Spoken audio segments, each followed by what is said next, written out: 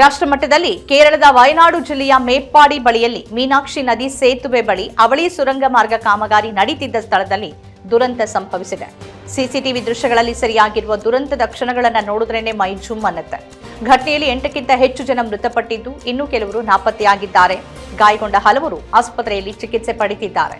ಘಟನೆ ನಡೆದ ತಕ್ಷಣ ಕೇರಳ ಸರ್ಕಾರ ತುರ್ತು ಕಾರ್ಯಾಚರಣೆಯನ್ನು ಆರಂಭ ಮಾಡಿ ಕೊಂಕಣ ರೈಲ್ವೆಗೆ ಅಲ್ಲಿ ಹಾಕಿದ್ದ ಮಣ್ಣು ತೆರವು ಮಾಡುವಂತೆ ಮೊದಲೇ ಸೂಚಿಸಲಾಗಿತ್ತು.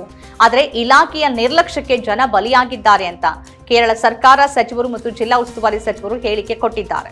ಮಳೆ ಪ್ರಮಾಣ ಹೆಚ್ಚಾಗಿದ್ದರಿಂದ ಸ್ಥಳದಲ್ಲಿ ಜೂನ್ 27ಕ್ಕೇನೆ ಕಾಮಗಾರಿಯನ್ನ ಸ್ಥಗಿತ ಮಾಡಲಾಗಿತ್ತು. ಈ ಕಾರಣಕ್ಕೆ ನಡಿಬಹುದಾಗಿದ್ದ ಇನ್ನೂ ದೊಡ್ಡ ಘಟನೆ ತಪ್ಪಿದೆ.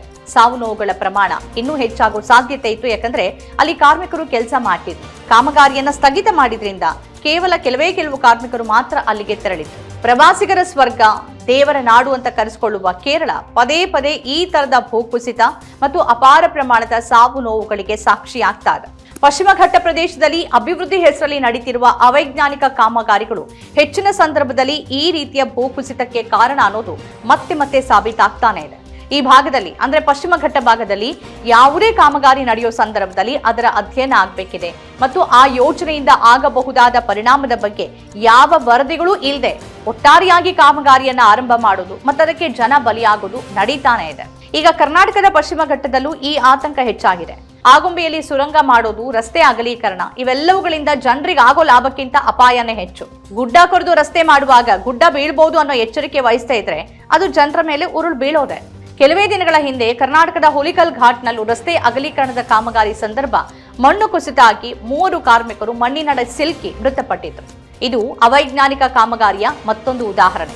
ಹೀಗೆ ತಣ್ಣಗೆ ನೆಮ್ಮದಿಯಾಗಿದ್ದ ಪಶ್ಚಿಮ ಘಟ್ಟವನ್ನ ಅಗೆದು ಬಗೆದು ಅಭಿವೃದ್ಧಿ ಹೆಸರಲ್ಲಿ ಮಣ್ಣಿನ ಸವಕಳಿಯಾಗಿ ಗುಡ್ಡ ಕುಸಿತಕ್ಕೆ ಅದು ಕಾರಣ ಆಗ್ತಾ ಇದೆ. ಪ್ರೊಫೆಸರ್ ಮಾಧವ್ ಗಾಡ್ಗೀಲ್ ಮತ್ತು ಕಸ್ತೂರಿ ರಂಗನ್ ಅವರ ವರದಿಯ ಯಾವ ಸೂಚನೆಯನ್ನು ಈ ರೀತಿಯ ಕಾಮಗಾರಿ ನಡೆಯೋ ಸಂದರ್ಭದಲ್ಲಿ ಪಾಲನೆ ಮಾಡದೇ ಇರೋದು ಇಂತಹ ದುರಂತಗಳಿಗೆ ಮತ್ತೊಂದು ಪ್ರಮುಖ ಕಾರಣ. ಹೀಗೆ ರಸ್ತೆ ಅಗಲೀಕರಣ, ಕಟ್ಟಡ ಮತ್ತು ಸಿಮೆಂಟ್ ಇದೇ ಅಭಿವೃದ್ಧಿ ಅಂತ ಅಂದುಕೊಂಡಿರುವ ಜನಪ್ರತಿನಿಧಿಗಳು ಮತ್ತು ಹಣವನ್ನ ದೋಚೋಕೆ ಅಂತಾನೇ ಕಾದು ಕೂತಿರುವ ರಾಜಕೀಯ ನೇತಾರರ ಮುಂದೆ ಈ ವೈಜ್ಞಾನಿಕ ಅವೈಜ್ಞಾನಿಕ ಪ್ರಶ್ನೆಗಳಿಗೆ ಉತ್ತರನೇ ಸಿಗೋದಿಲ್ಲ ಬಿಡಿ. ಈಗ ಜನ ತೀರ್ಮಾನ ಮಾಡಬೇಕಿದೆ, ನಮಗೆ ಈ ರೀತಿ ಅಭಿವೃದ್ಧಿ ಬೇಕಾ ಅಂತ. ಜನರನ್ನ ಬಲಿ ತೆಗೆದುಕೊಳ್ಳುವ ಅಭಿವೃದ್ಧಿ ಯಾವ ರೀತಿ ಅಭಿವೃದ್ಧಿ?